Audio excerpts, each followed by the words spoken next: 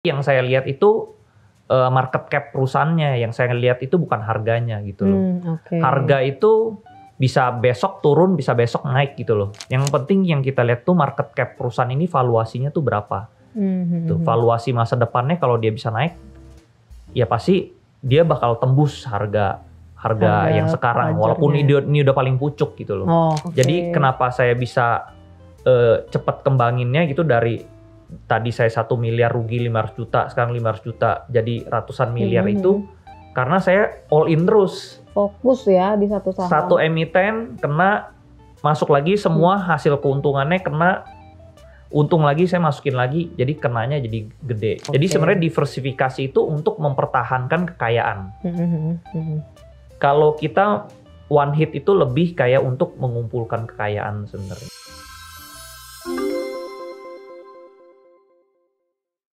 Hai Kak Visto, bertemu lagi di podcast Invest Talk All About Investment.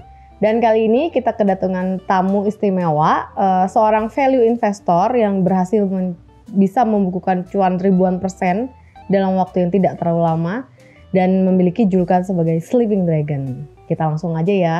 Halo Kak Andri. Halo Kak Sandra. Iya. Gimana kabarnya Kak Andri? Baik. Baru pulang liburan ya? Iya. Ya kayak kemarin tamu-tamu investasiku ini banyaknya habis pulang liburan kayaknya nih. Iya. Kemarin ada Om Ben dari New York, sekarang Ko Andri dari Jepang.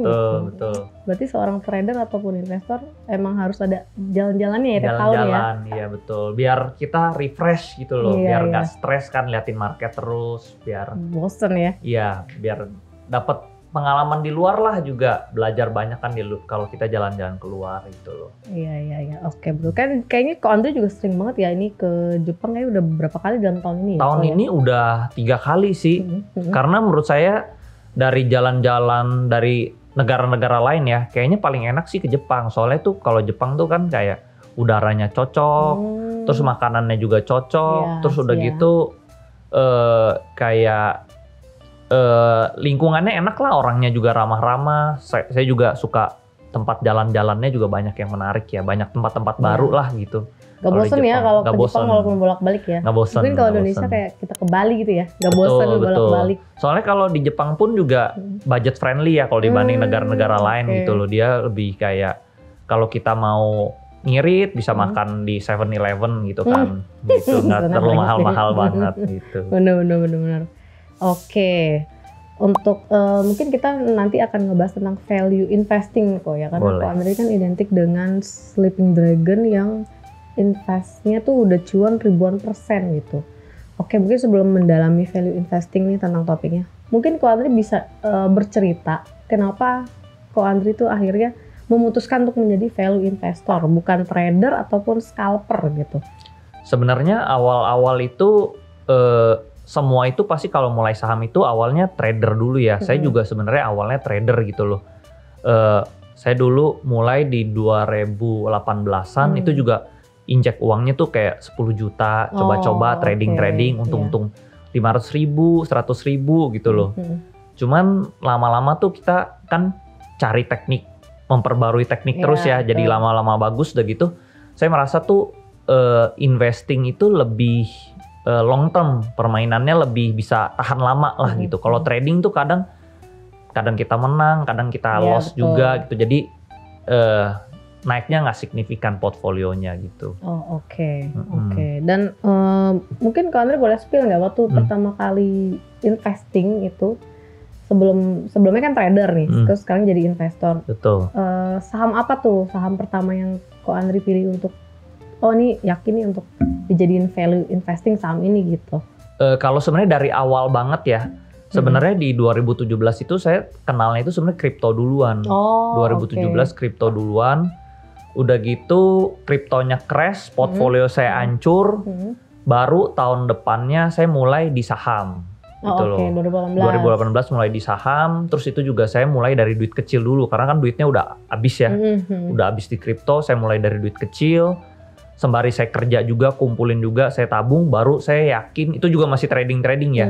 Baru di 2019-an itu saya yakin, baru saya masuk sekitar 1 miliaran gitu loh. Terus kena market crash di 2020, COVID. 1M-nya habis jadi tinggal 500 juta gitu, tinggal sisa setengah gitu loh. Nah, di situ saya kena saham yang menurut saya kasih saya keuntungan besar pertama itu Arto. Oke. Saham Arto saya itu untung 2000-an%. 2000% berapa lama tuh? Itu Arto itu hampir 2,5 tahun ya. 2,5 tahun tuh? Dari 2019 akhir. 2019 akhir. Betul. Okay. Sampai saya jual itu kalau nggak salah baru di 2021-an. Itu sebagai value investor itu nggak lama sih, 2,5 tahun. Iya. Oh, ya, sebenarnya kalau bisa saya hold lebih long term lagi sih, mungkin saya hold lebih long term ya. Cuman karena saya lihat trendingnya udah mulai turun, jadi udahlah saya jual dulu daripada gainnya hilang semua gitu. Iya betul, daripada loss lagi kan sebelumnya udah balik loss lagi ya. gitu kan. Gitu. Jadi udah kita amanin keuntungannya. Berarti gitu. Kalau kita recap pertamanya, kalau Ko Andri itu jadi untuk di apa namanya, kripto ya. Iya, kripto ya. Awalnya. Betul. Terus kripto loss, pindah ke saham, betul. Trading saham. Trading scalping atau trader swing? Trading swing. Itu juga rugi. Itu nggak rugi, itu untung. Itu untung. Itu untung, tapi uang kecil kayak untung 500.000, 200.000 gitu loh. Cuman kan saya maunya untungnya yang gede gitu loh. Tapi gara-gara trading saya sering untung, saya mulai pede, makanya saya masukin udah tabungan saya, uang kerja, semua uang usaha saya masukin 1M tahun berikutnya. Tapi masih Tapi masih trading, betul. Tapi malah rugi. Nggak rugi sih, nggak rugi, tetap untung. Tapi saya kena ruginya itu pas market crash. Karena di 2020 karena COVID. Tapi trading ini selama ini saya juga banyak kan untung. Kayak ada untung tapi ada rugi dikit, tapi ruginya dikit. Overall banyak kan untungnya sih. Kalau di saham, kalau di kripto benar-benar habis. Tapi kalau di saham kebanyakan untungnya. Iya, cuman gara-gara market crash semua jadi ya turun setengah lah, dari 1M jadi 500 jutaan. Karena cuman itu recover ya, balik gitu. Itu nggak nunggu balik lagi, udah Ko Andri langsung cut aja ya? Enggak. Jadi saya yang saham yang menurut saya nggak bisa naik saya cut. Saya averaging saham yang bisa naik, yang masih gapnya panjang kayak misalnya Arto, saya malah averaging down.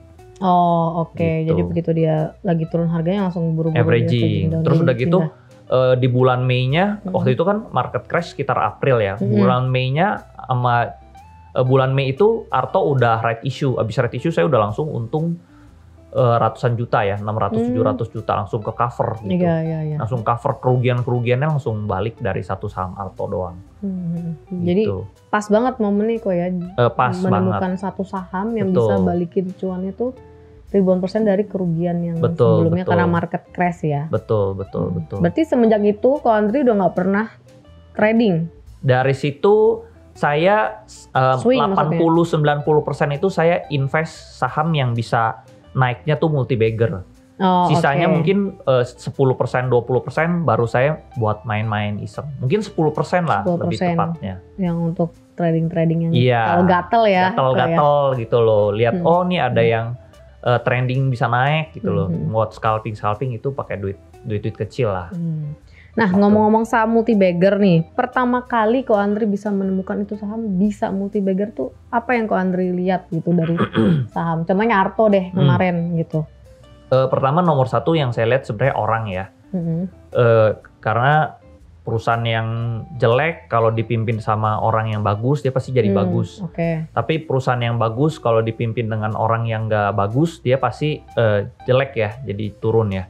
Nomor satu tentunya orang. Nomor dua saya carinya tuh perusahaan-perusahaan yang masih kecil, yang kecil tapi dia diakuisisi dia bisa jadi gede gitu loh.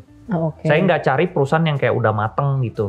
Menurut saya kalau udah mateng itu growth-nya lama ya. Growth-nya lambat gitu. Saya carinya tuh yang dia market cap-nya masih kecil, dia diakuisisi dia bisa potensi gain-nya gede gitu loh. Nah mencarinya itu gimana tuh kok? Mencari sebenarnya nomor satu tentunya dari berita sih ya. Tetap saya harus rajin baca berita ya. Saya selalu kalau pagi saya selalu buka CNBC sih. Saya baca dari CNBC. Tuh, saya buka dari CNBC, saya baca ada menarik. Tentunya kita harus bisa bedain berita ya. Ada berita buruk, ada berita yang bagus gitu loh. Sama ada juga berita misalnya mungkin yang dari perusahaannya gitu loh. Kita harus bisa bedain mana perusahaan ini, berita mana yang bisa naikin valuasi perusahaan, ada berita mana yang ya cuman just another news aja gitu loh. Buat sekedar ya supaya rame gitu ya sahamnya di market gitu ya.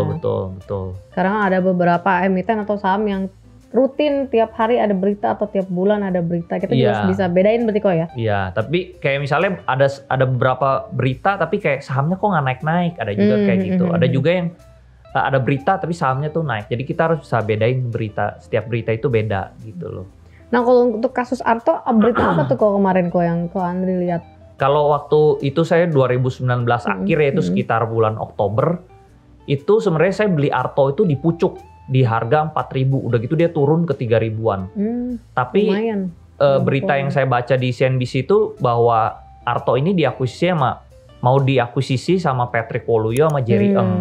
Nah jadi saya lihat rekam jejaknya, wah si Patrick Waluyo ini yang punya Gojek gitu ya.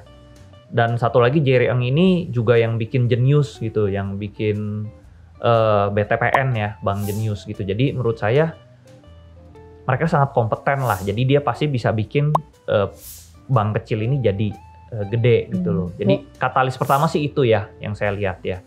Kedua mungkin ada berita penambahan modal ya, penambahan modal bank ya, bank mini ya, dari 1T jadi 3T gitu. Ya kan persyaratan juga kemarin. Persyaratan. Nah jadi saya udah tahu tuh, mereka semua harus naik modal nih, berarti bakal ada corporate action keduanya. Gitu. Jadi orang yang bagus sama story-nya bagus sama ada potensi gennya juga tinggi, itu yang saya pilih. Walaupun harga sahamnya either turun atau masih belum kemana-mana gitu. Kalau saya tipenya itu saya nggak peduli harganya.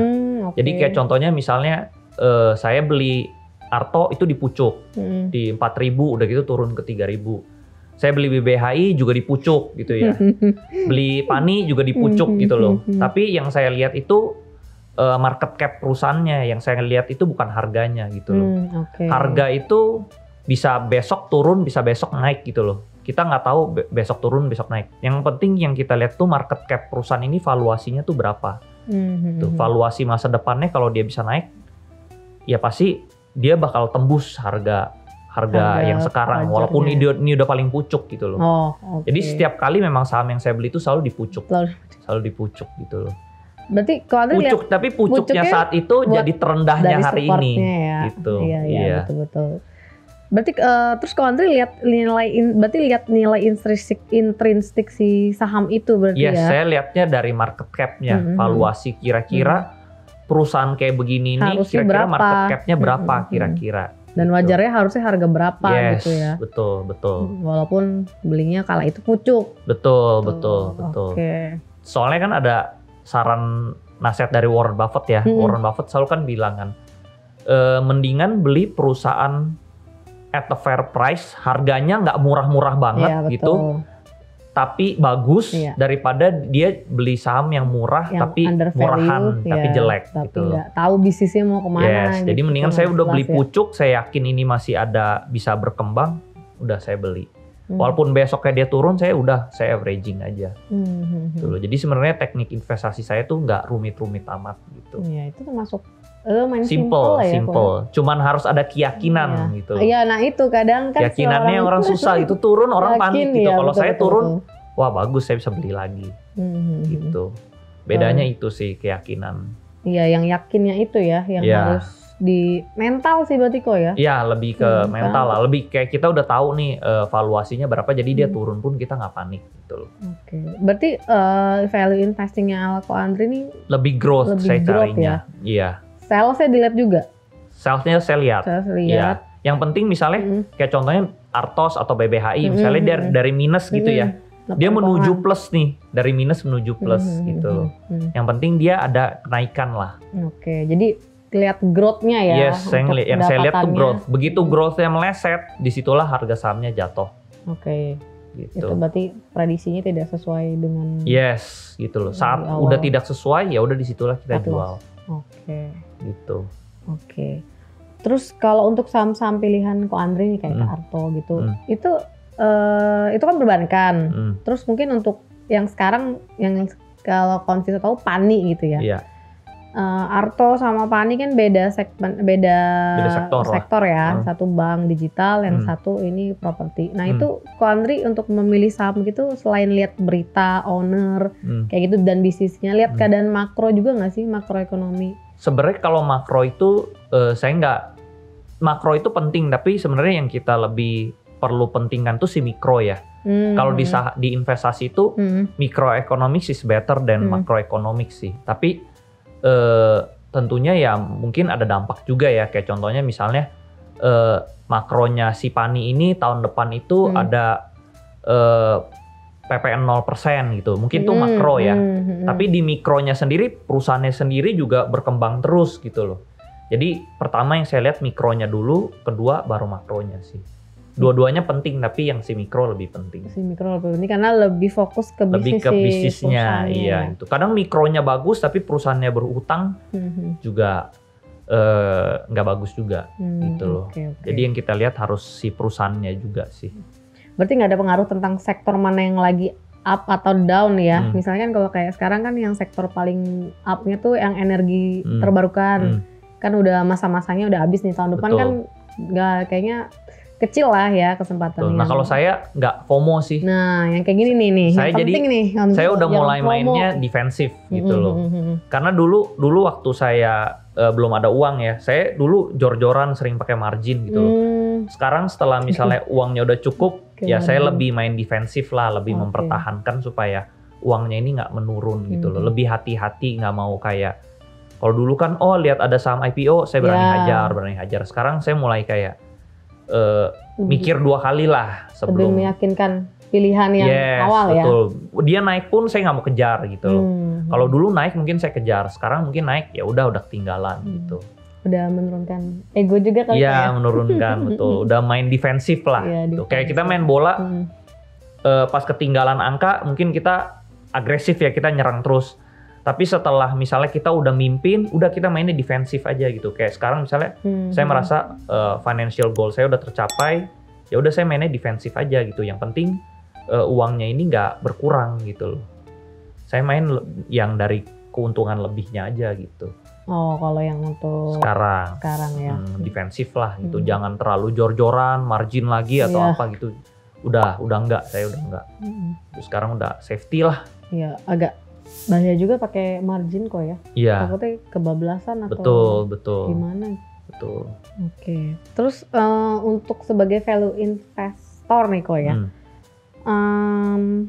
Bagaimana Ko Andri cara mengatasi apa ya gitu psikologisnya, emosi ketika kalau psikologis sebenarnya lama kan? Iya itu sebenarnya bener sih, itu sebenarnya dari jam terbang ya. Makin lama kita di suatu bidang itu tuh kita lebih yakin gitu ya. Karena kan memang background saya bisnis ya. Saya lulus kuliah memang bisnis gitu ya.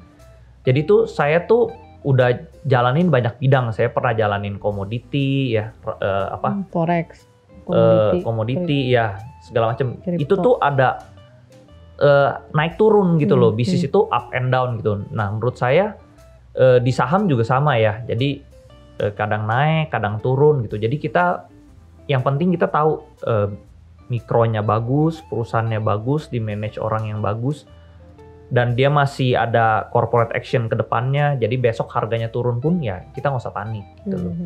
Sama lah kayak kita bisnis kan juga kadang ada bisnis hari ini rame, besok sepi gitu kan. Jadi karena saya memang di bidang bisnis, saya tahu nih kadang ada namanya bisnis tuh sepi banget. Nanti tahun depannya rame, nanti tahun depannya lagi sepi gitu. Nah di saham itu juga saya udah merasakan jadi, ya udah hari ini untung, besok bisa juga rugi, besok bisa untung. Tapi itu floating loss, nggak saya ini kan. Belum realize gitu. Jadi selama saya tahu ini nanti end goal-nya dia bisa lebih jauh, dia floating loss saya tahan terus. Tapi ujungnya dia bakal recover lebih tinggi dari floating loss-nya. Oh gitu. Ya, tinggal nunggu waktu berarti kok ya. Yes, gitu. Balik lagi saya tahu ini bakal naik, cuman saya nggak tahu naiknya kapan biasanya gitu.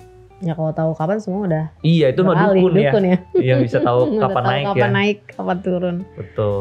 Oke, nah kalau sekarang kan investor-investor udah tahu nih kalau Ko Andri pemegang Pani ya, garis keras ya Pani ini.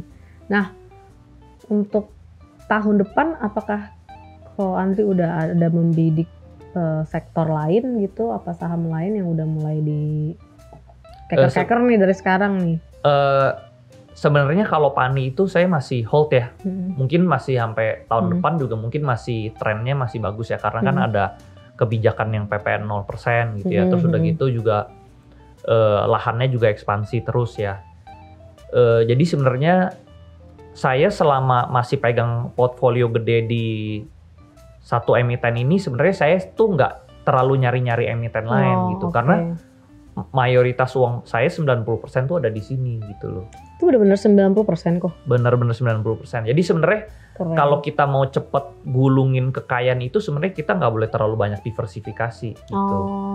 Jadi kenapa saya bisa cepet kembanginnya gitu dari tadi saya 1 miliar rugi 500 juta, sekarang 500 juta jadi ratusan miliar itu karena saya all in terus. Fokus ya di satu saham. Satu emiten kena masuk lagi semua hasil keuntungannya kena untung lagi saya masukin lagi jadi kenanya jadi gede gitu loh. Jadi compounding ya, compoundingnya ya, benar-benar berasa. Kalau misalnya kita terlalu banyak diversifikasi, iya gainnya gede tapi overall growth portfolionya tuh kecil. Iya gitu. Betul. Karena kalau saya portfolio overall gainnya tuh gede. Gitu. Karena cuma satu dan emang benar yakin. 1 dan 2 palingan. 1-2 saham itu emang bisa bikin profitnya besar gitu ya. Betul. Jadi kalau Andri itu bukan penganut diversifikasi atau bukan penganut don't put your aset in one basket. Jadi menurut saya kalau kita mau kaya ya tadi ya kita harus agresif, kita harus hajar terus sampai gede gitu loh.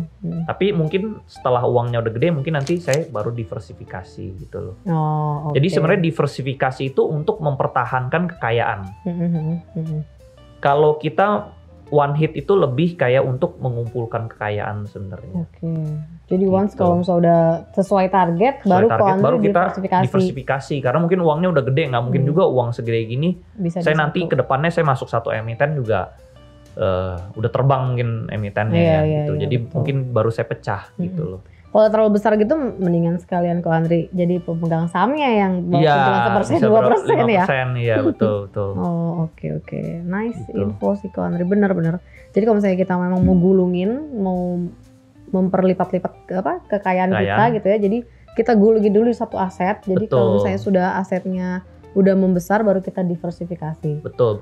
Ini sama juga seperti kita berbisnis. Karena kan memang background saya bisnis ya. Bisnis. Jadi saya selalu kalau ngajarin orang yang saya bilang tuh berbisnis sama berinvestasi itu mirip. Jadi saat kita nih mulai bisnis ya, kita fokus di satu bisnis. Jangan kita baru mulai bisnis langsung mulai 5 bisnis. Fokus satu sampai gede, udah gede baru kita diversifikasi. Betul. Gitu. Jangan awal-awal baru mulai bisnis tapi mau langsung mulai 5 bidang usaha gitu. 5 bisnis. Nah, itu sama. Di investasi juga sama. Pas kita uangnya kecil, fokus di satu. 1 jadi 2 jadi 4 jadi 8 jadi 16. Udah gede baru kita pecah.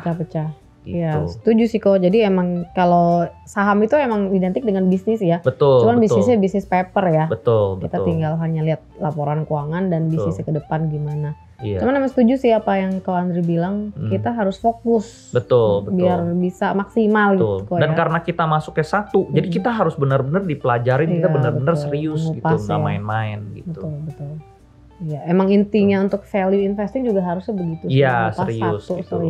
Jadi kalau misalnya udah nggak bekerja lagi, udah nggak ada perkembangan lagi, udah cabut ganti gitu ya. Betul. Oke. Terus mungkin kita agak mundur nih kok ya. Kalau sebelum Ko Andri menjadi value investor, sumber-sumber Ko Andri belajar tuh dari mana, bisa di spill nggak kok? Apa baca buku siapa atau sebenarnya, ikut komunitas mana? Awal-awal saya tahu setelah si crypto crash ini, saya tahu saham itu sebenarnya dari temen. Diajak temen, udah nih kita cobain saham aja gitu. Pas cobain saham, trading. Scalping lagi? Enggak scalping, trading. Waktu itu trading. Udah gitu saya belajar dari YouTube awalnya. Dari YouTube, udah gitu. YouTube siapa tuh kalau boleh di-spill? Lo Keng Hong, Pak Lo Keng Hong ya. Investor Indonesia ya. Betul. Udah gitu dari situ saya mulai tertarik, saya beli buku-bukunya Warren Buffett. Baru saya baca-bacain gitu loh. Baru saya tahu ada yang namanya value investing gitu loh. Lihat perusahaan murah gitu loh. Nah udah gitu saya swing trading pakai value investing sebenarnya. Gimana tuh? Cari trading? yang cari yang BV-nya bagus, murah gitu. Nanti udah BV-nya udah naik kita jual gitu loh. Cuman ya agak lama. Doesn't work juga? Ya work sih, cuman lama aja, harus sabar gitu loh.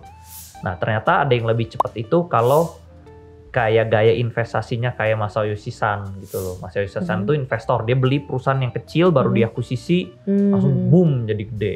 Oh, gitu. Dia value investor juga ya si value investor, tapi dia cari perusahaan-perusahaan yang baru diakuisisi. Yang baru diakuisisi. Iya. Oke, itu zaman-zamannya Warren Buffett awal-awal ya kayaknya ya. Maksudnya lihat perusahaan kecil. Itu ya perusahaan-perusahaan yang ada kecil. growth-nya besar tapi belum dikenal oleh belum dikenal banyak orang gitu. Makanya sebenarnya waktu saya masuk saham itu, misalnya waktu masuk Arto, BBHI, Pani ya, sebenarnya selain tiga ini emang tiga ini menghasilkan saya untung gede, tapi sebenarnya saya ada kena juga di BNBA, di BBYB.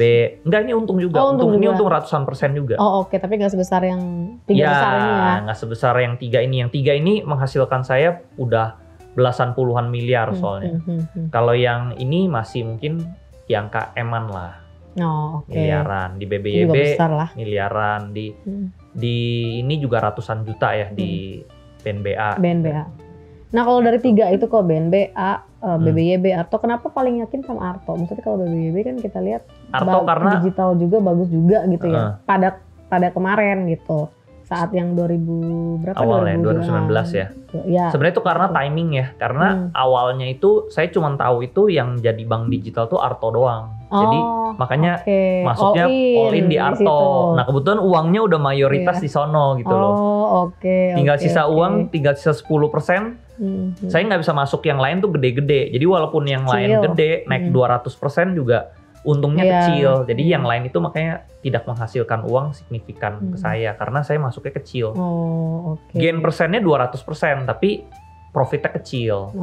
Jadi itu berdasarkan modal ya? Berdasarkan modal. Dikira keyakinan gitu kok. Arto emang lebih ini daripada BBYB. Berdasarkan modal sih. Modal saya paling gede tuh Arto, BBHI, sekarang Pani. Gitu. Jadi ini yang memberikan saya keuntungan signifikan. Gitu. Berarti ini adalah pattern atau pola yang udah Ko Andri kena gitu ya. Untuk seorang Ko Andri ya udah polanya pola value investing. Iya, pola ini seperti ini. Yang perusahaan-perusahaan yang diakuisisi gitu. Ya, kuncinya adalah akuisisi dan banyak membaca ya Konvisto. Betul. Nah kalau menurut Ko Andri nih, dari buku yang udah Ko Andri baca, Warren Buffett, Lo Keng Hong, yang tadi yang dari Jepang ya, itu apa tuh kesamaan dari tiga tokoh value investor itu? Sebenarnya kalau Warren Buffett tuh lebih value investing ya. Kalau Masayoshi Son mungkin lebih growth ya. Dia cari pertumbuhan gitu. Makanya dia lebih berani ya investnya. Dia lebih investnya ke Alibaba, ke WeWork, ke perusahaan-perusahaan yang startup yang baru-baru gitu ya, ke Gojek gitu ya. Dia lebih berani lah gitu loh. Kalau Warren Buffett itu lebih yang cari main aman gitu loh. Mungkin kayak Lo Keng Hong ya, carinya yang aman gitu. Growth-nya. Mungkin tapi uangnya udah gede gitu loh. Jadi dia mainnya aman. Kalau kayak Masayoshi Son, dia berani hajar kayak saya gitu. Udah hajar dulu biar gedein portfolio gitu. Lebih yang investingnya yang lebih risky lah gitu. Iya. Karena kalau udah uangnya sangat besar emang beda cerita kok ya. Beda cara bisa mainnya. Diterapin di kayak Ko Andri sekarang ya. Betul. Oke, nah ini kok selain mungkin sekarang kan Ko Andri punya kelas saham ya, namanya Stockwise ya. Iya. Nah mungkin di sini kawan Visto kalau yang ingin belajar lebih dalam gitu tentang value investing, nah di Stockwise itu apa aja tuh kok poin-poin besar yang diajarin? Kalau misalnya kawan Visto teman-teman mau mendalami ilmu value investing, sebenarnya yang saya ajarin sih sebenarnya tiga-tiganya. Saya nggak anti saya nggak anti kayak mendingan invest aja, mendingan trading aja, mendingan scalping aja. Di kelas yang saya ajarin sebenarnya saya ajarin tiga-tiganya gitu loh. Saya ajarin scalping, saya ajarin trading, saya ajarin investing juga. Cuman tiga ini strateginya beda-beda gitu. Kayak contohnya misalnya kalau trading sama scalping tuh mungkin lebih risky. Iya, betul. Kalau yang investing ini lebih kita mainnya aman dan tenang gitu loh. Nah, sisanya balik ke muridnya sendiri. Dia mau pakai yang mana gitu loh. Dan tiga ini juga kita harus tentukan dulu di awal gitu loh. Misalnya kalau misalnya pasarnya lagi rame, mungkin kita bisa scalping. Tapi kalau lagi kondisinya lagi sepi kayak sekarang ini, mungkin scalping lebih sulit gitu. Jadi mungkin tinggal bisa trading atau investing aja gitu loh. Jadi kita harus tentukan juga gitu loh. Dan saat kita entry kita harus tahu saham ini itu untuk invest atau saham ini untuk trading juga udah harus ditentukan dari awal. Jadi nggak jadi investor dadakan, nggak jadi trader dadakan. Iya gitu betul, yang berubah jadi investor ya. Betul. Dari mau trading jadi investing. Betul. Berarti ada live trade-nya juga ya kok ya di kelas Stockwise ya? Enggak, saya nggak ada live trade sih. Saya lebih tunjukin portfolio. Nih perusahaan-perusahaan yang saya udah masuk, untung saya berapa itu saya buka-bukan semua di kelas saya gitu loh. Gitu. Jadi saya nggak live trade tapi lebih kasih keuntungan saya di saham itu berapa, dari ini untungnya berapa gitu loh. Dan perjalanan saya dari awal saya invest saham sampai sekarang itu uang saya udah berapa. Itu saya buka-bukaan di kelas saham saya gitu loh. Jadi kan ada orang yang bilang, ya kok Andri mah cuman jualan kelas doang gitu. Ternyata enggak, kan ini ada buktinya gitu loh. Ada bukti hasilnya. Emang udah mengalami duluan baru mau bagi share lah ya ke teman-teman gitu ya. Betul. Jadi share pengalaman. Betul. Oke. Terus mungkin kok Andri ada tips nih untuk teman atau kawan Visto yang kalau misalnya ingin menjadi seorang value investor, apa ya hal pertama yang harus dilakukan? Sebenarnya sarannya ada 3 sih ya. Oke. 3. Jadi kunci kesuksesan di saham atau di bisnis itu sebenarnya 3 ya. Ini modal, skill, sama waktu sih sebenarnya ya. Oke. Modal, skill, dan waktu. Modal, skill, dan waktu. Dari 3 ini yang paling terpenting itu sebenarnya waktu ya. Karena orang sekaya apapun dia nggak bisa beli waktu gitu ya. Ya betul. Kita sejago bisnis apapun butuh waktu. Nggak bisa kita mulai bisnis hari ini besok udah langsung rame gitu loh. Semuanya butuh waktu. Investasi saham juga sama ya. Nggak mungkin kita invest hari ini besok udah naik, sahamnya udah tinggi, udah terbang. Semuanya butuh waktu, nomor 1. Nomor 2 itu sebenarnya skill. Skill itu misalnya kalau kita berbisnis, kita seberapa ngerti kita di bidang ini gitu loh. Kalau makin kita ngerti, ya keuntungan kita makin maksimal. Nah kalau di investasi, semakin kita ngerti, kita semakin yakin. Turun pun kita nggak takut, kita nggak panik. Turun pun kita beli lagi gitu, kita averaging gitu ya. Nah dari ketiga ini yang paling nggak penting itu sebenarnya modal.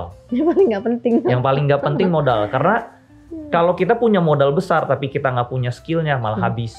Betul. Gitu loh. Kalau kita nggak sabar juga jadi habis.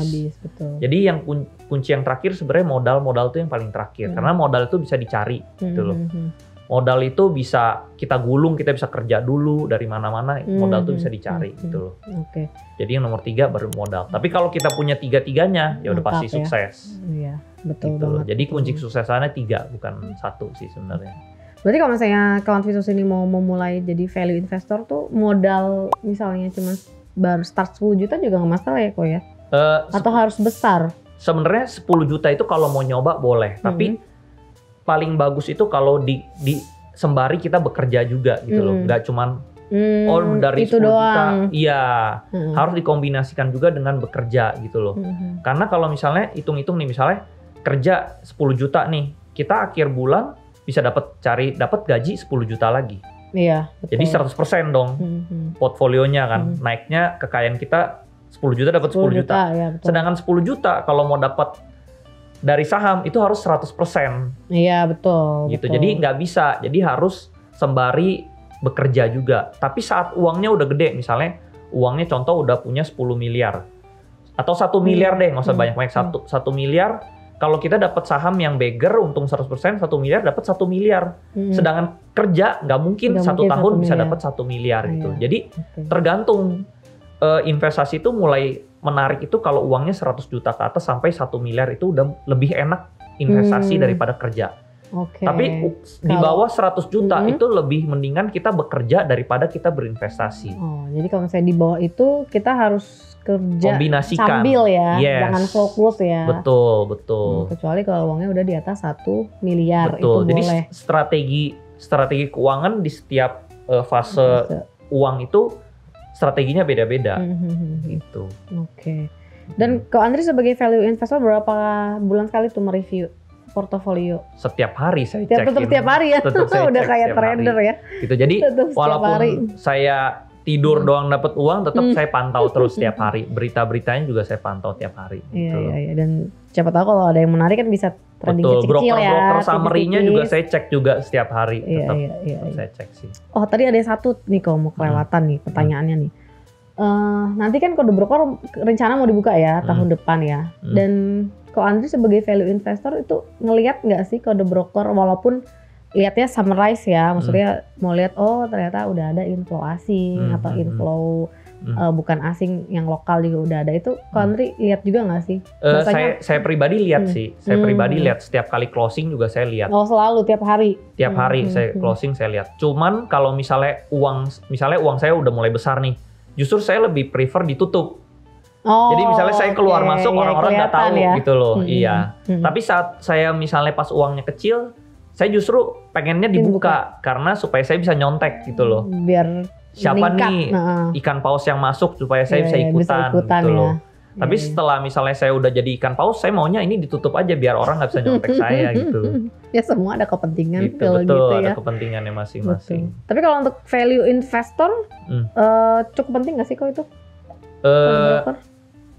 Atau nggak usah lah, yang penting kan kita percaya. Tetap penting juga sih menurut saya, ada kegunaannya lah. Kegunaannya jadi kita tahu siapa aja nih yang keluar gitu. Misalnya ada sekuritas asing mulai masuk kan, kita jadi tahu oh kalau asing aja masuk di harga segini. Jadi kita tahu nih batasan kita tuh aman di harga berapa gitu.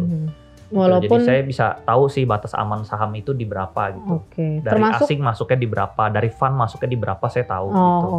Termasuk yang batas saham aman. Pani juga. Iya. Kalau lihat inflow sama outflow-nya. Betul. Kayak contohnya misalnya saya tahu nih fund asing masuk di sekitar 4.000-an sampai 4.500. Artinya batas bawah dia tuh di antara segitu gitu, di 4.000 atau 4.500. Ada support gitu, ada di sana. Yang penting harganya Ko Andri nggak di atas. Di atas itu. Di atas itu. Ya, kalau di atas itu mulai bahaya gitu. Misalnya di bawah situ berarti aman. Berarti gitu. aman, ya. Kayak contohnya misalnya ombak kan kencangnya di atas gitu. Kita kalau di bawah harga, di bawah ombak kan kita aman-aman aja gitu, nggak kena ombaknya gitu loh. Yang penting harga kita masih di bawah harga paus ya. Yes, gitu. Jadi aman. Gitu. Mereka cut loss juga kita masih aman gitu ya. Aman. Oke. Nah, pertanyaan terakhir nih Ko ya. Oke. Menurut Ko Andri, seberapa penting seorang investor atau trader tuh membaca berita? Menurut saya berita itu penting banget ya. Karena ya information is power ya, kita udah tahu ya. Terus udah gitu apa yang kita nggak tahu itu bakal bikin kita miskin sebenarnya. What you don't know makes you poor gitu. Jadi kita tuh harus tahu, kita harus keep up to date dunia itu kenapa, itu harus kita tahu. Nah makanya menurut saya penting banget pagi-pagi gitu ya, kita udah harus bisa jam 7 sebelum market buka, jam 7 jam 8 kita udah harus di depan CNBC gitu ya, baca berita gitu. Karena saya kan pakainya CNBC ya, karena di situ ngomongnya saham gitu. Kalau mungkin kalau berita lain tuh ngomongnya kejahatan lah, politik gitu. Kalau CNBC itu kan ngomongnya saham. Jadi saya selalu up to date CNBC gitu. Bahkan kalau misalnya saya dapat nih emiten bagus dari CNBC gitu ya, saya yakin ini bisa naik, gapnya tinggi, saya langsung bisa buka investasiku dari CNBC gitu. Sekarang udah ada investasiku tinggal pencet my investment, itu bisa langsung beli saham cepet banget gitu. Karena menurut saya kecepatan membeli itu juga penting gitu loh. Iya betul. Makin kita cepat beli, makin kita cepat juga untungnya.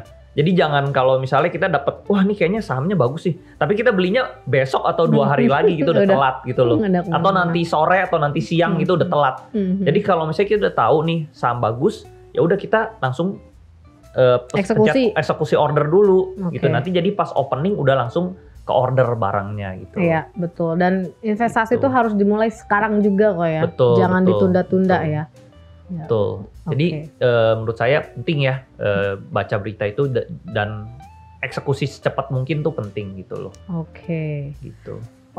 Nah ya Konvisto tadi juga Ko Andri udah sounding tentang ada menu My Investment kok ya. Dan kemarin kita juga soft launching bareng Ko Andri juga ya di Central Park ya. Jadi sekarang kalau teman-teman mau membaca berita dari CNBC, jadi nggak usah khawatir, nggak usah takut ketika nggak mau kehilangan momen. ada berita bagus tentang satu saham atau emiten, kawan investor bisa langsung membeli saham tersebut melalui aplikasi CNBC yang ngelink ke investasiku. Nanti menunya ada di kanan bawah, menunya bernama My Investment. Nah, dan cuannya lagi, selain bisa langsung beli saham dari aplikasi CNBC, kawan Visto bisa mendapatkan poin dari setiap transaksi kawan Visto. Dan poinnya itu bisa dipakai di seluruh merchant Citicorp kayak Baskin Robbins, Antafaya, Trans Hotel, dan lainnya yang masih terikat oleh Citicorp. Dan selain bisa digunakan di merchant Citicorp, poin tersebut bisa juga diinvestasikan di reksadana di investasiku. Cuan banget kan kawan Visto? Oke, dan Ko Andri, terima kasih banget waktunya udah podcast sama kita di investasiku, dan terima kasih ilmunya itu, semoga kawan Visto bisa mempraktekkan apa tadi yang info-info yang Ko Andri telah berikan. Dan kalau misalnya kawan Visto mau mempelajari lebih dalam, bisa ikut kelas saham Stockwise ya, di kelas saham Stockwise bersama Ko Andri. Dan sekian podcast kita kali ini, tunggu podcast Investok berikutnya dengan tamu yang tidak kalah istimewa lainnya. Oke? Investasiku for better tomorrow. Bye-bye. Oke, bagi teman-teman semua di sini yang mau ikut kelas Stockwise, kalian bisa follow Instagram Stockwise. Lalu kalian bisa klik link di deskripsi, lalu chat ke admin untuk tanya kapan kelas berikutnya. Yang kedua, untuk teman-teman semua di sini yang mau menggunakan investasiku seperti saya, teman-teman bisa gunakan dan scan QR sebagai berikut.